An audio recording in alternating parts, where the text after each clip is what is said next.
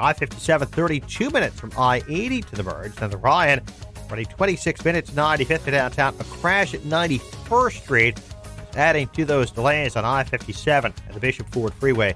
Eden's 24 minutes, like Cook to the junction. Up on 21. Kennedy, 38 minutes, O'Hare to downtown. 19 from Montrose, 20 in the express lanes. Up on 32 minutes to the airport. Eisenhower, 42 minutes, 390 to downtown. 28 from Manhunt. Up on 34 minutes to 390. Stevenson, 46 minutes, 355 to the drive. Up on 38. Northbound tri-state delays start at the 83rd Street toll. I'm Jim Talamonte. On AM 560, The Answer. Chicago's Morning Answer continues next. Your official Chicagoland weather forecast from the 1 Hour Heating and Air Conditioning Weather Center. Here's our meteorologist, Steve Williams. Clouds breezy, cooler today. Showers, thunderstorms, high 64. Temperatures fall to the 40s. Partly cloudy, breezy, chilly tonight, low 33. Sun and clouds tomorrow and Sunday, windy and cooler, high both days 52. I'm Steve Williams on AM 560, The Answer. 66, we've had on and off light rain showers through the morning. Next news, 7:30. Chicago's Morning Answer with Dan and Amy continues next on AM 560, The Answer. This hourly segment is brought to you by the Money Hour radio show, Saturday afternoons at 3 on AM 560, The Answer. Brought to you by Pearshell Financial Group. This is Chicago's Morning Answer with Dan Proft and Amy Jacobson on AM 560. The Answer.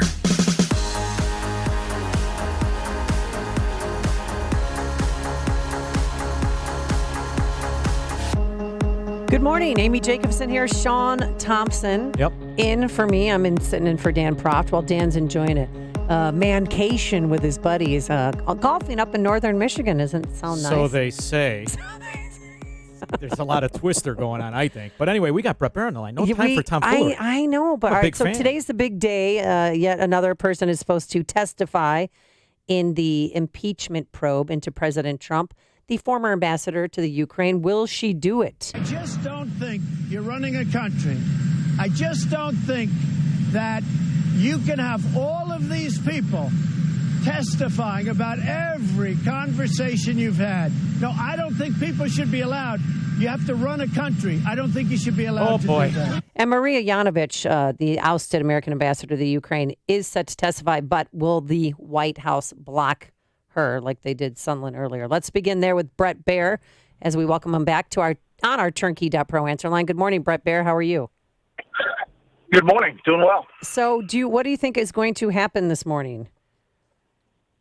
You know, I think the White House is definitely playing hardball with this process and arguing that they're not getting a fair process. And without a House inquiry vote, they're saying that it's not legitimate because the minority doesn't have rights. So I wouldn't be surprised if they say she can't testify. But so far, we haven't heard that from the White House. And you'd think we would have heard that by now. Yeah, last time, though, they waited until 30 minutes, I think, before the hearing was going to begin. Before they announced it. Bret, I've been waiting like a year and a half to talk to you. So let's get down to business, kid. All right, Sean. Would the 1985 Rudy Giuliani prosecute the 2019 Rudy Giuliani? I think he might, actually. It depends on what they find. Clearly, these two guys, according to the indictment, had some shady things going on, funneling some money into the American political system, a number of campaigns, including the president's. If true, that's what the indictment charges. But we don't know what we don't know. Giuliani says he's going to have his day where he lays it all out and says exactly what was happening. The problem is that Ukraine is corrupt on all sides, and you can look to Ukraine as a Rorschach test, and depending on which side you're looking at, there's corruption on that side. All right, listen, I'm going to ignore your Rumsfeld, because the reality is, do we know how much money? And do we also further know, is there any information if these are the two guys that allegedly were working with Rudy and who knows who else to open up the oil company or the oil liaison? I mean, is the irony just it's insane to me what's going on. First of all, these two guys look like they're straight out of Central Casting. I mean, look, and they're the videos they of really them and Rudy Giuliani yucking it up. Yeah, with he the looks yard like he had heads. a hard night of dancing or something. This is just, and they were picked up on a one-way ticket to get to Vienna there via Dulles Airport. Is there any validity to the fact that it does look as if a company was being set up to work as a cohort to the Ukrainian oil system. Is that true? Could that even be? Could they be that dumb? Maybe. I know that this has been under investigation for a long time. That is a fact. I know that Attorney General Barr was aware and briefed on all of it and was aware that the arrest was being made. That is a fact. So I know all of this.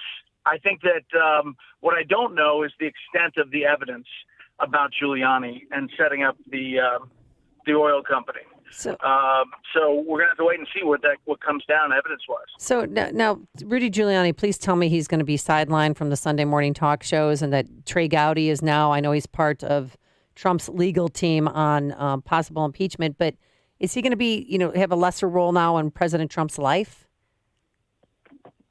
It seems, just by the reaction by Trump, Sekulow, his other attorney, kind of backing away.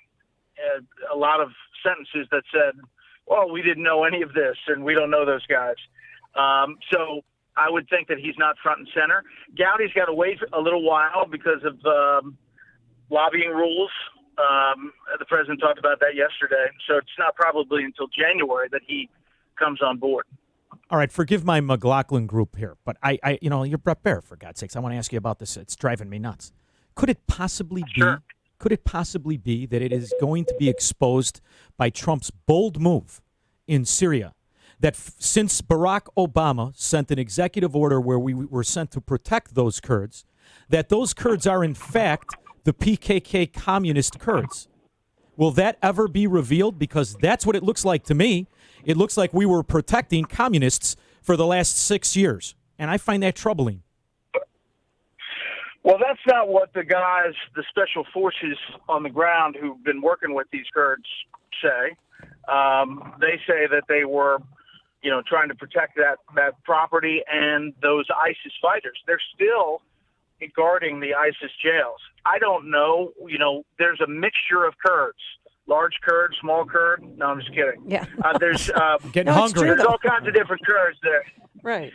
In that region. And all I know is that I've talked directly to Special Forces guys who worked alongside of them and said they were tough fighters against the ISIS fighters. Yeah, but what do you think about, people on the left just saying that this is President Trump's wag the dog moment, that, diverting attention from one serious matter to another, that's why he abruptly on Sunday night decided to remove troops from northern Syria? I don't think it was that calculated. Just talking to people at the White House, it seemed like it kind of went off the rails quickly, and they're trying to put the genie back in the bottle. But we'll see. Erdogan jumped on it and moved his forces in, and now they're talking about trying to get some ceasefire and maybe some sanctions against Turkey, but action's already happening on the ground. So wouldn't it be, though, Brett, I remember in the 90s when I was paying attention between cheerleaders, I remember that there was a fight within the Kurds, that it was this radical Marxist group, the PKK Kurds.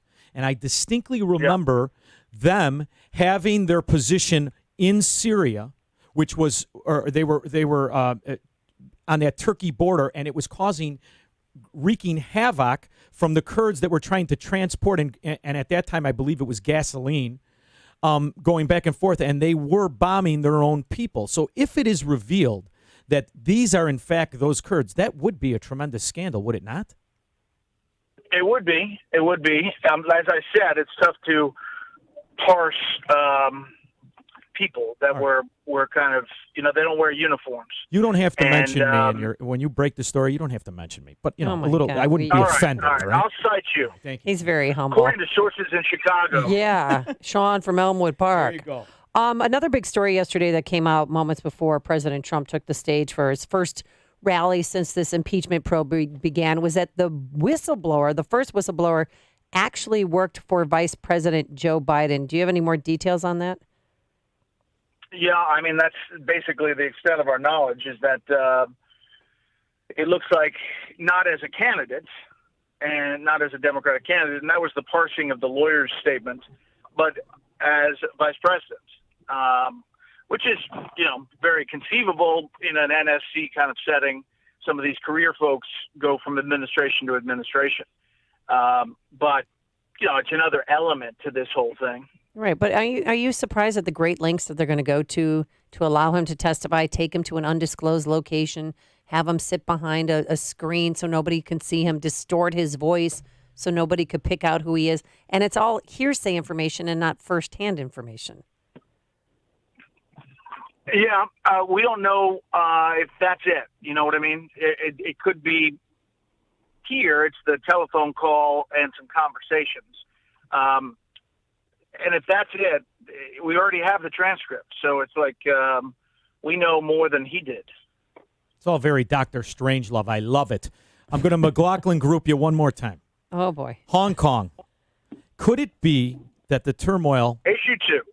That the turmoil that we saw was a result, a ramification of the new trade policies that were started in the Trump administration, as Hong Kong was the biggest benefactor from the American trade agreements or the trade policies that were already in place.